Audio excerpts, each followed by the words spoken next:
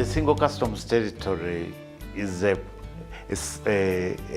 program that we have initiated in 2014.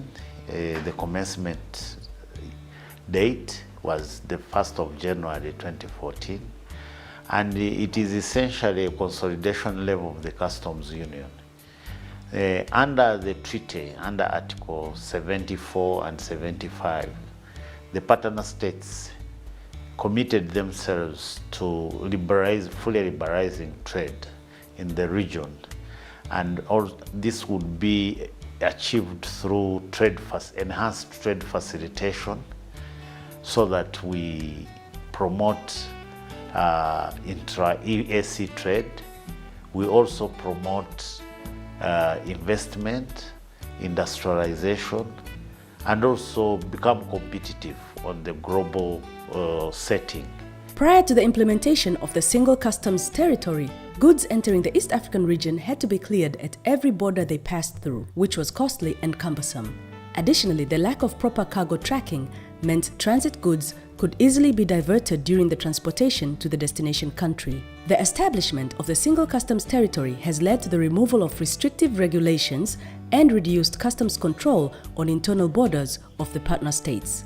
Now, goods entering the region are cleared only once at the first point of entry. 48 hours before a ship reaches an East African port, it sends cargo information to the Revenue Authority at the first point of entry. The Revenue Authority at the point of entry sends this information to the Customs Authority of the country where the goods are going. The importer in the destination country is then required to process the customs declaration and pay all necessary taxes required by the destination country. Once the taxes have been paid, the customs authorities of the destination country assigns a risk criteria to the cargo. Cargo that is marked blue, green, or yellow is released after all conditions have been filled.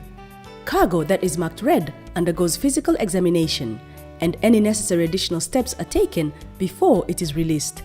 The customs authorities of the destination country sends a release note to the Revenue Authority at the point of entry. The point of entry Revenue Authority seals risky goods with an electronic cargo tracking device, and the cargo is transported to the destination country. Cargo that has been fitted with electronic seals moves along designated transport corridors that have been geomapped and is monitored by the electronic cargo tracking system centers. When it deviates from the designated route or is stationary for a long time, the system alerts customs authorities who physically go to see what the issue is. This prevents unauthorized unloading mid-journey. The designated cargo transport corridors are the Northern Corridor, which goes from Mombasa to Malaba to Kigali and Bujumbura, and the Central Corridor, which goes from Dar es Salaam to Rusumo in Rwanda and Kabanga in Burundi. The single customs territory also provides a simplified goods clearing process for export, transit, and interregional goods. Export goods are declared and duty is paid at the country of origin. The goods are then sealed with an electronic cargo tracking device and tracked through the transit countries until they reach the point where they exit the region. Cargo coming from outside the East African region and which passes through the single customs territory on its way to a foreign country is processed at the first point of entry into the territory. It is then covered by a regional bond, sealed with an electronic tracking device and tracked by the partner states until it exits the single customs territory. The single customs territory is bringing great benefits to the region. It has reduced the cost of doing business for the private sector. The elimination of duplicate clearing processes means importers do not have to engage a clearing agent in every country that their cargo passes through.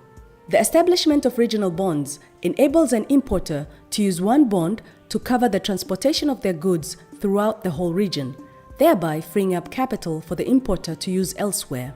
It has reduced administrative costs by streamlining and simplifying customs processes, thereby helping governments to save money. Cargo tracking has made it easy to manage the movement of goods across the region and reduce the risk of smuggling. Partner states have also significantly reduced roadblocks along the transport corridors, enabling cargo to reach its destination much faster. As a result, the single customs territory has greatly reduced the time it takes to clear and transport goods from one point to another within the East African region.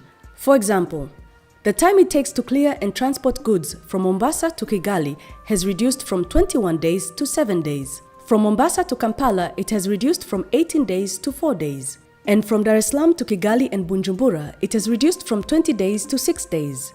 The number of customs declarations have been reduced from 4 to 1.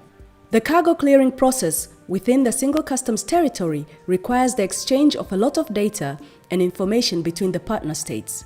To facilitate this, the East African Community has established the Customs Interconnectivity System, a centralized online platform that will enable the smooth exchange of information. The platform enables revenue authorities, ports, border posts, and other key stakeholders to send information to a centralized information system and to also retrieve information from that system.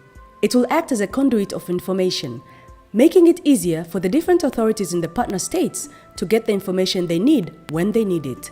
The smooth exchange of information through the Customs Interconnectivity System provides the EAC with a common reference point and consistent mechanism for managing risk, performing accurate valuation of goods, and tracking cargo at a regional rather than a national level.